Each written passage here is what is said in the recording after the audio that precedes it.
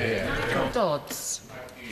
Madam Deputy Speaker, and can I begin by thanking everyone who's taken part in this debate from all sides of the House, and I think in moving this motion set the right tone and set the debate on the right course by making the point that this wasn't a party political issue and that there could be a large degree of consensus on all sides.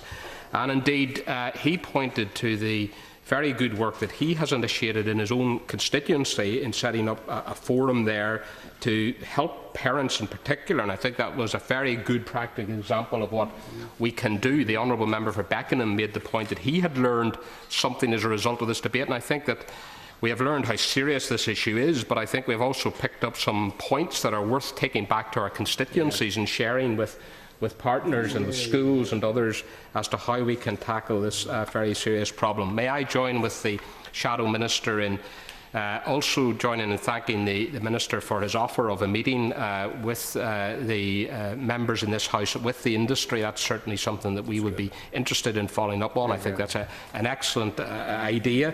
And he made the very important point that bullying in all forms, of course, is unacceptable, and that is the case. And we have seen this rise in recent years of this most insidious form of bullying, cyberbullying.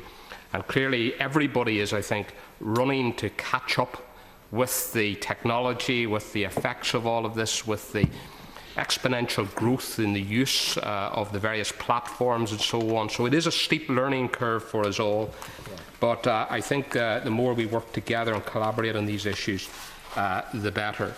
The Honourable Member for South Antrim pointed very strongly to the responsibility of parents in the home and also the responsibility of schools and, of course, as many members have, in terms of those who run these social media sites as well, and their failure in many cases to respond adequately.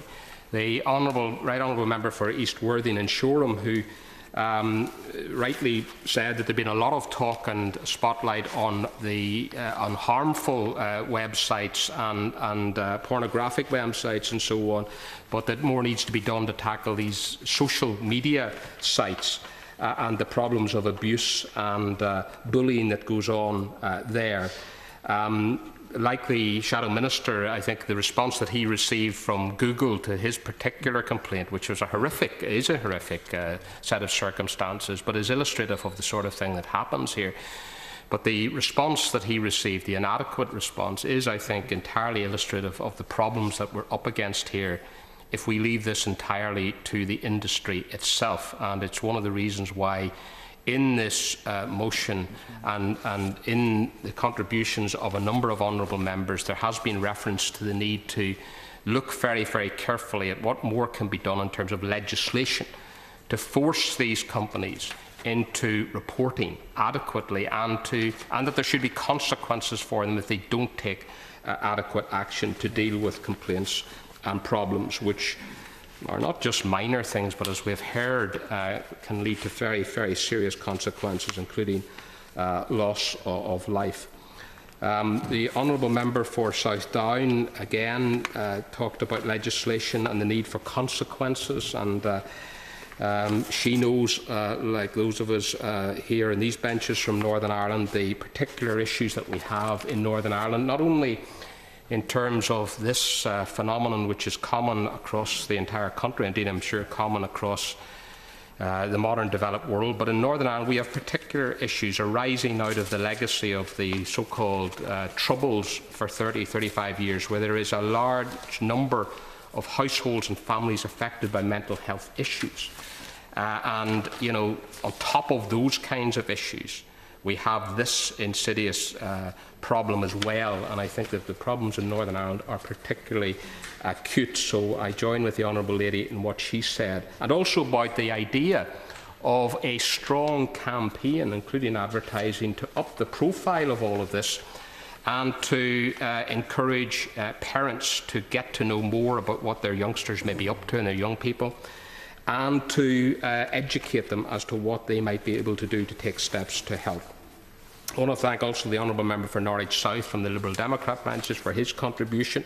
He raised a very interesting point which I hadn't thought of, about this idea that when you sign up to a new Facebook account, for instance, that there should be a tutorial there, teaching people how they can actually report abuse and how they deal with abuse. I think that's an excellent idea, and I think it's something that perhaps would be worth bringing up in our discussions with the industry. But I agree with him entirely that we can and should do more.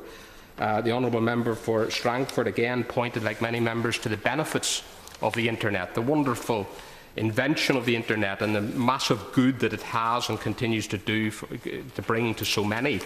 And we've seen that in the developing world in particular. But the fact that it can be, as he put it, a tool for harm. And I think that's the real worry that parents have and people today. And we've heard in recent days this talk of the dark net and all of that, and how people are able to access all kinds of services and goods which are beyond belief, quite frankly, that people can actually do this. And I want to thank the honourable member for Pudsey again for his contribution in this debate. He did take part in one of our debates previously, as he referred to, and he has made a very important point. He cited a number of horrific cases and the most recent case of bullying that has resulted from the coverage of Tom Daly. Clearly, his own personal circumstances and what happened to his friend is an illustration of why we need to bring this out into the open.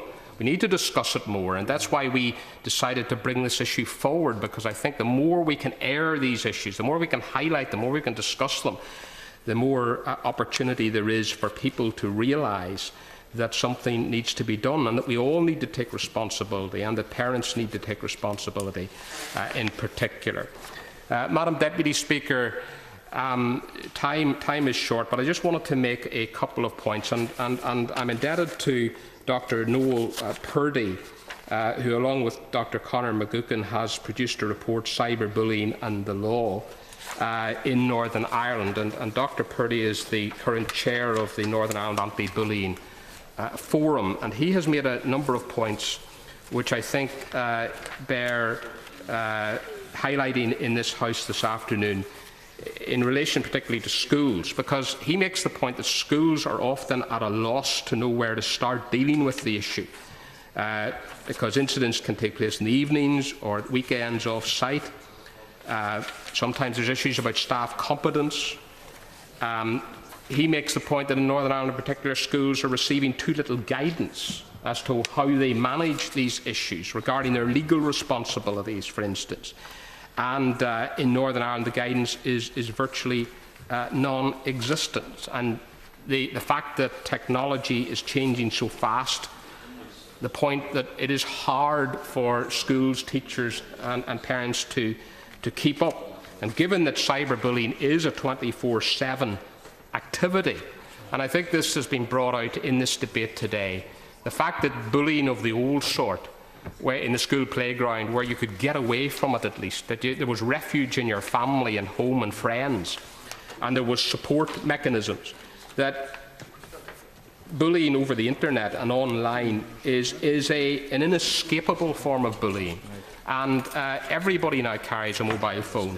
And indeed, in the report that Dr. Purdy has done, he cites some statements from primary school teachers who are saying that parents are now giving, as Christmas presents and birthday presents, iPads and tablets and mobile phones to children as young as 4 and 5, therefore, and handing it to them and leaving it to them, basically. And as we all know with children, they pick up things and learn things from other children and older children. And this is an extremely worrying phenomenon. And so I think that this is something that we need to be conscious of. Parents urgently need educating about the dangers of internet technology. Buying them for their children and leaving it to them is the worst thing that can happen. It is the highest degree of irresponsibility. It is too easily done, and I'm not saying that it's a question of lecturing others. We are all guilty to some extent of not keeping a close enough watch on our children. And there are many examples, of course, where it's not always possible in the sort of society we live in today to have that close family unit where there will be that close attention given to what young people are up to. So there is a massive issue here that needs to be addressed. I want to emphasise the fact that we do want to see the government look at the possibility of legislation, both in terms of greater reporting obligations on social media companies, on service providers, and on the need for a specific offence of cyberbullying. The Minister, in his opening remarks, did helpfully refer to the various pieces of legislation that are in place, and he talked about the number of cases that are being taken under the Malicious Communications Act, and there's the Communications Act 2003, the Telecommunications Act 1984, and Protection from Harassment Act 1997, and so on. But I do think that what has come out of this debate today is that there needs to be a stronger definition of the phenomenon of cyberbullying itself, and I would urge the government to think seriously about that.